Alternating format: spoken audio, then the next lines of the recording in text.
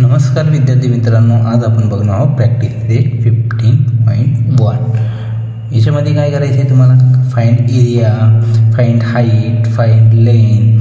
हे find out करण्यासाठी तुम्हाला काय करायचं आहे? एकच फॉर्म्युला यूज करायचा आहे, तो म्हणजे area of parallelogram is equal to base into height. Page number 94.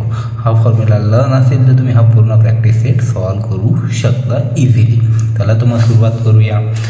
हे बघा, फर्स्ट क्वेश्चन आहे, if base of parallelogram is 18 centimetre. Base म्हणजे काय? बेस हाईट पॅरलोग्रामचा तो किती? 18 centimetre. And it's height is 11 centimetre. Find its area. अगोदर मी तुम्हाला दाखवलेला फॉर्म्युला होता तो एरिया ऑफ पॅरलोग्राम. याच्यामध्ये बघा, बेस दिलेला आहे तुम्हाला, बरोबर? बेस दिलेला आहे आणि काय दिलेलं? हाईट दिलेली आहे 11 सेंटीमीटर. बेस 18 आणि हाईट 11. दोन गोष्टी आहे.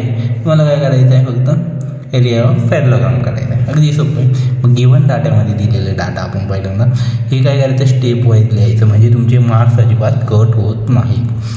मॅथमध्ये सिम्पल थोडंसं लिहायचं असतं, पण योग्य पद्धतीने लिहायचं असतं. कारण बेस किती तुमचा? हे का बेस शब्द आहे, तो बेस इथं लिहिला 18 सेंटीमीटर. सेकंड काय दिलेलं आपल्याला? हाईट दिलेलं आहे. Height is equal to 11 centimetre. आणि काढायचं काय? एरिया काढायचा आहे. तो area is equal to question mark देऊन घेतला. आता आपल्याला काय? वी नो दॅट, म्हणजे आपल्याला माहीत आहे area of parallelogram is equal to base into height. हा फॉर्म्युला आहे, बरोबर? याच्यानुसार आपण काय करू शकतो? एरिया काढू शकतो. मग काय? बेस किती आहे? 18 सेंटीमीटर. हाईट किती आहे तुमची? इथं हाईट किती आहे? 11 सेंटीमीटर. ओके, हाईट किती आहे? 11 सेंटीमीटर. 11 सेंटीमीटर. मग 18 इंटू 11 केले असता किती होता? 198, बरोबर? आता इथे तुम्ही काय? मी इथे युनिट घेऊन घेतलं. दोघांना युनिट काय होतं? Centimetre centimetre. Centimetre into centimetre multiplication करताना काय होतं? सेंटीमीटर स्क्वेअर होतं, किंवा स्क्वेअर सेंटीमीटर आपण लिहू शकतो. इथं ऑर शब्द लिहा किंवा ऑब्लिक का. स्क्वेअर सेंटीमीटर दोन्हीपैकी एकच युनिट लिहा पण तुम्ही लिहिताना, सेंटीमीटर स्क्वेअर किंवा स्क्वेअर सेंटीमीटर. फायनली आन्सर लिहिताना therefore area of parallelogram is equal to 198 square centimetre. हे कन्क्लुजन लिहायला विसरू नका. याच्यासाठी तुम्हाला 1 मार्क्स असतो एक्झाम्पलमध्ये. ओके, नेक्स्ट एक्झाम्पल आहे. तुम्ही इथपर्यंत सॉल्व करशाल म्हणजे झाला एक्झाम्पल, असं नाही. हे फायनल कन्क्लुजन लिहायला विसरायचं कधीच नाही. Second example, if area of parallelogram is 29.6 square centimetre. आता इथे काय दिलेलं आहे? एरिया दिलेला आहे आपल्याला, बरोबर? And is base is 8 centimetre. Base दिलेला आहे. फाइंड काय करायला होता? हाईट करायला होता. तिन्हीपैकी दोन कोणत्या पण गोष्टी तुम्हाला दिलेल्या असतील, एक गोष्ट तुम्हाला काढायची असेल. ओके, तर फाइंड एरिया ऑफ पॅरलोग्राम कितीला? 29.6 लिहून घेतला. बेस किती? 8 सेंटीमीटर, तो पण लिहून घेतला. आणि फाइंड काय करायचं आहे? हाईट करायची. मग त्याला क्वेश्चन मार्क दिला आपण. अगदी सोपं. नेक्स्ट हा एक फॉर्म्युला आपण देअरफॉर फॉर्म्युला लिहून घेतला. Area of parallelogram is equal to base into height, बरोबर? आता एरिया ऑफ पॅरलोग्रामची व्हॅल्यू किती होती? 29.6 स्क्वेअर सेंटीमीटर लिहून घेतली. बेस किती आहे? 8 सेंटीमीटर, तो पण लिहून घेतला.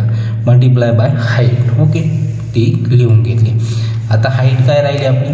इथेच राहील, बरोबर? 8 सेंटीमीटर. इकडं मल्टिप्लाय याला, इकडं जाताना काय होईल? डिवाईडला जाईल. ओके, हे डिवाईडला जाईल. ओके, आपण 29 डिवायडेड बाय 0.6 डिवायडेड बाय 8 केले असता किती येतं आपले? इथे आपण कॅल्क्युलेशन करून दाखवतो मी तुम्हाला. ओके, हे बघा.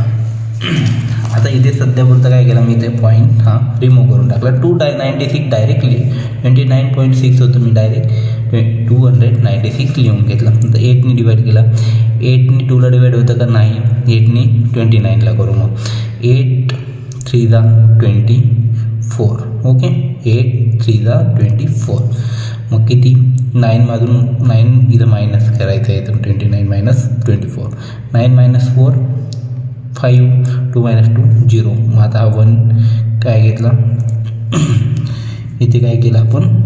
6 इथे घेतला. ओके, घेतला. नंतर 8 7 56, बरोबर? 8 7 जा 56, 56 - 56 0, मग 37 आला आपलं. इथं पॉईंट होता, किती नंतर होता, 1 याच्यानंतर. मग इथे काय करू आपण, 1 याच्यानंतर इथे पॉईंट देऊन घेऊ. ओके, 3.7. इथे आन्सर आपलं किती, 3.7 सेंटीमीटर. आता तुम्ही बोलशा इथं स्क्वेअर सेंटीमीटर, इथं सेंटीमीटर आहे. आता स्क्वेअर सेंटीमीटर आपण लिहितो कसं, हे बघा, centimetre square divided by centimetre. Okay, 1 centimetre गेला याच्यातून, हा 1 सेंटीमीटर गेला, काय रिमेनिंग राहील वरती सेंटीमीटर, म्हणून हा 1 सेंटीमीटर आपण इथे लिहिला आहे. Okay, height is equal to 3.7 centimetre. मग conclusion, therefore height of parallelogram is equal to 3.7 centimetre. Third example आहे, area of parallelogram is 83.2 square centimetre. Area दिलेला आहे कशाचा, पॅरलोग्रामचा. If its height is 6.4 centimetre. आता याच्यात काय दिलेले, हाईट दिलेली, बेस आपल्याला काढायला होती. Find the length of its base. बेसची लेंथ आपल्याला काढायची, त्यासाठी त्याला क्वेश्चन मार्क देऊन घेतला आपला. आता एरिया ऑफ पॅरलोग्रामचा फॉर्म्युला माहिती आहे आपल्याला, बेस इंटू हाईट. मग काय करायचं, एरिया ऑफ पॅरलोग्राम किती दिलेला आहे, 83.2, तो लिहून घेतला. ओके, स्क्वेअर सेंटीमीटर, युनिट लिहायला विसरू नका. बेस काढायचा आहे म्हणून बेस डायरेक्ट तसाच शब्द लिहून घेतला. क्वेश्चन मार्क घेऊन आपण काय, क्वेश्चन मार्क इथं नाही द्यायचा, इथं काय लिहायचं, बेसच लिहायचा. मल्टिप्लायचं साईन देऊन घेतलं. हाईट किती, 6.4 सेंटीमीटर, ती पण लिहून घेतली.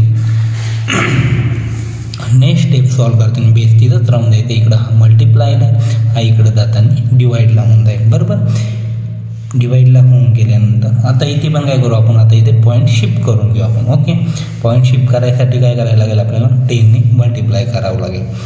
इथे किती करशाल, 83.2, कितीने 10ने मल्टिप्लाय केला असता पॉईंट इकडे शिफ्ट होईल. बरोबर, मग इथे किती 832 आणि इथे 64 आला आपला. स्क्वेअर सेंटीमीटर युनिट आहे, स्क्वेअर सेंटीमीटर द्यायला विसरू नका. आता याला काय होईल, 64ने याला काय करायचं, डिवाईड करायचं. 64 1 जा 64, इथं काय केलं, इथं 1 इकडं घेतला. ओके, याच्यातून 1 इकडे घेतला, इथं किती 10 प्लस इकडे ॲड केली असता, इथे 13 होती. 13मधून 4 मायनस केल्यावर इथे किती होतील, 9 रिमेनिंग राहतील. 7 - 6 केल्यावर 1 राहतील. हा 2 इथं 19ला डिवाईड होत नाही म्हणून 2 खाली घेतला आपण. 64 3 जा 192, 192 - 102 92 0, इथं आला आन्सर 30. ओके, मग base is equal to 30 centimetre. Base इकडं लिहून घेतला आपण, इकडं स्क्वेअर सेंटीमीटर मला स्क्वेअर गेला आणि हा cm गेला. ओके, मग finally conclusion, the length of its base of parallelogram is 30 centimetre.